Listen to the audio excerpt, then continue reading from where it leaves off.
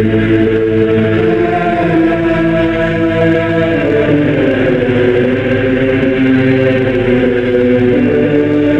ito ang bagay na iyong gagawin sa kanila na ibuhod sila upang sila'y mga siwa sa akin sa katungkulang saserdote. Kumuha ka ng 100 toro at ng 2 lalaking tupang walang kapintasan at tinapay na walang lebadura at manamunting tinapay na walang lebadura na hinaluan ng langis at manamanipis na tinapay na walang lebadura na pinahiran ng langis na gagawin mo sa mainam na harina ng trigo. At iyong isisilid sa isang bakol at dadalhin mo na nasa bakol 10 ng toro at ng 2 tupang lalaki. At si Aaron at ang kanyang mga anak ay iyong dadalhin sa pintuan ng tabernakulo ng kapisanan at iyong buhugasan sila ng tubig. At iyong kukunin ang mga kasuotan at iyong isusuot kay Aaron ang tunika niya at ang balabal ng ipod at ang ipod at ang pectoral at bibigkisan mo ng mainam na pagkayaring panikis ng ipod. At iyong ipuputong ang mitra sa kanyang ulo at ipapatong mo ang banal na korona sa mitra. Saka mo kukunin ang langis na pangpahid at ibubuhos mo sa ibabaw ng kanyang ulo at papahiran mo ng langis siya. At iyong dadalhin ang kanyang mga anak at susutan mo ng mga tunika sila. At iyong bibigkasan sila ng mga pamikis si Aaron at ang kanyang mga anak at itatali mo ang mga tiara sa kanyang ulo at tatamuhin nila ang pagkasaserdote na pinakapalatuntunan palagi at iyong papagbabanalin si Aaron at ang kanyang mga anak. At iyong dadalhin ang toro sa harap ng tabernakulo ng kapisanan at ipapatong ni Aaron at ng kanyang mga anak ang kanilang kamay sa ulo ng toro. At iyong papatayin ang toro sa harap ng Panginoon sa pintuan ng tabernakulo ng kapisanan. At kukuha ka ng dugo ng toro at ilalagay mo ng iyong daliri sa ibabaw ng mga inyong sumay ng dambana at iyong ibubuhos ang lahat ng dugo sa paanan ng dambana. At kukunin mo ang buong taba na nakababalot sa bituka at ang mga lamat ng atay at ang 2 bato at ang taba na nasa ibabaw ng mga yaon at susunugin mo sa ibabaw ng dambana. Datapo at ang laman ng toro at ang balat at ang dumi ay iyong susunugan sa apoy sa labas ng kampamento, handog na dahil sa kasalanan. Kukunin mo rin ang 1 lalaking tupa at ipapatong ni Aaron at ng kanyang mga anak ang kanilang kamay sa ulo ng lalaking tupa. At iyong papatayin ang lalaking tupa at iyong kukunin ang dugo o at iyong iwiwisik sa palibot sa ibabaw ng dambana. At iyong kakatayin ang tupa at huhugasan mo ang bituka at ang mga hita at ipapatong mo sa mga pinagputol-putolan sa ulo. At iyong susunugan ang buong tupa sa ibabaw ng dambana, handog na susunugan na sa Panginoon, pinakamasarap na amoy na handog sa Panginoon, na pinaraan sa apoy. At kukunin mo ang 1 tupa at ipapatong ni Aaron at ng kanyang mga anak ang kanilang kamay sa ulo ng tupa.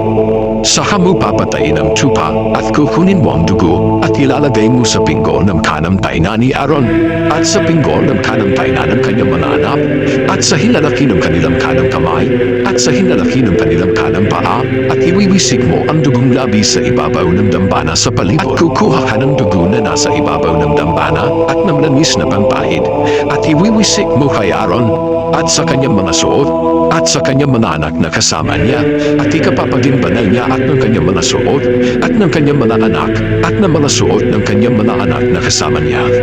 Kukunin mo rin naman sa lalaking tupa ang taba at ang matabang buntot at ang tabang nakababalot sa mga bituka at ang mga lamat ng atay at ang 2 bato at ang taba na nasa ibabaw ng mga yabon at ang kanang hita sapagkat 1 lalaking tupa na itinalaga at 1 malaking tinapay at 1 munting tinapay na nilanisan at 1 manipis na tinapay sa bako ng tinapay na walang lebadura na nasa harap ng Panginoon. At iyong ilalagay ang kabuuan sa mga kamay ni Aaron at sa mga kamay ng kanyang mga anak at iyong mga luluglugin na pinagkahandog na niluglug sa harap ng Panginoon. At iyong kukunin sa kanilang mga kamay at iyong susunugin sa dambana sa ibabaw ng handog na susunugin na pinakamasarap na amoy sa harap ng Panginoon, handog na sa Panginoon na pinaraan sa apoy. At kukunin mo ang dibdib ng tupa na itinalaga ni Aaron at luglugin mo na pinakahandog na niluglug sa harap ng Panginoon at magiging iyong bahagi. At iyong hihiwalay ang dibdib ng handog na niluglog at ang hita ng handog na itinaan itinaas, ang niluglog at ang itinaas, ng lalaking tupa na itinalaga na kay Aaron at sa kanyang mga anak. At magiging kay Aaron at sa kanyang mga anak na pinakabahaging magpakailanman na mula sa mga anak ni Israel, sapagkat isang handog na itinahas, at magiging isang handog na itinaas sa ganang mga anak ni Israel, na kinuha sa kanilang mga hain tungkol sa kapayapaan, na dili iba at kanilang handog ng itinaas sa Panginoon. At ang mga banal na kasuotan ni Aaron ay magiging sa kanyang mga anak, pagkamatay niya, upang pahiran ng langis sa malayaon, at upang italaga sa malayaon. 7 araw na isusuot ng anak na magiging saserdote na kahalilin niya, pagka siya'y pumapasok sa tabernakulo ng kapisanan upang manasiwas sa dakong banal. At kukunin mo ang lalaking tupa na itinalaga at lulutuin mo ang kanyang laman sa dakong banal.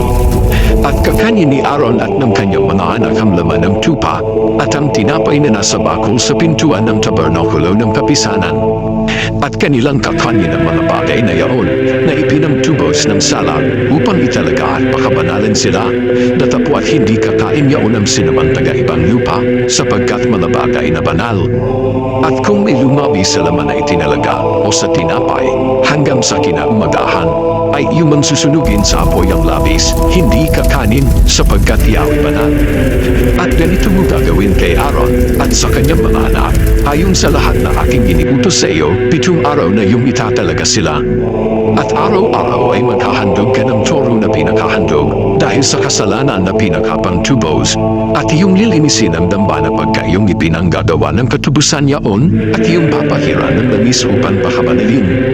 7 araw na iyong tutubusin sa sala ang dambana, at iyong pakahabanalin, at ang dambana ay magiging kabanal-banalan, anuman masagi sa dambana ay magiging banal. Ito na ang iyong ihahandog sa ibabaw ng dambana, 2 kordero ng unang taon araw-araw na palagi. Ang isang kordero ay iyong ihahandog sa umaga, at ang isang kordero ay iyong ihahandog sa hapon. At kasama ng isang kordero na iyong ihahandog ang 10 bahagi ng isang efa na mainam na harina na may halong 4 na bahagi ng isang hin na langis na hinalo, at ang 4 na bahagi ng isang hin na alak ay pinakahandog na inumin. At ang isang kordero ay iyong ihahandog sa hapon, at iyong gagawin ayon sa handog na harina sa umaga, at ayon sa inuming handog niyaon, na pinakamasarap na amoy, na handog na sa Panginoon na pinaraan sa apoy. Magiging isang palaging handog na susunugin sa buong panahon ng inyong lahi sa pintuan ng tabernakulo ng kapisanan, sa harap ng Panginoon, na aking pakikipagkitaan sa inyo, upang makipag-usap ako roon sa iyo. At doon may kikipagtagpo ako sa mga anak ni Israel, at ang todo ay makakabanalin sa pamamagitan ng aking kaluwalhatian.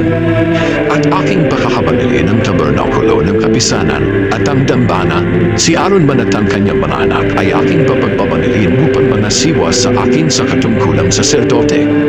At ako'y tatahan sa gitna ng mga anak ni Israel, at ako'y magiging kanilang Diyos. At kanilang makikilala na ako ang Panginoon nilang Diyos, na kumuha sa kanila sa lupain ng Ehipto, upang ako'y tumahan sa gitna nila, ako ang Panginoon nilang Diyos.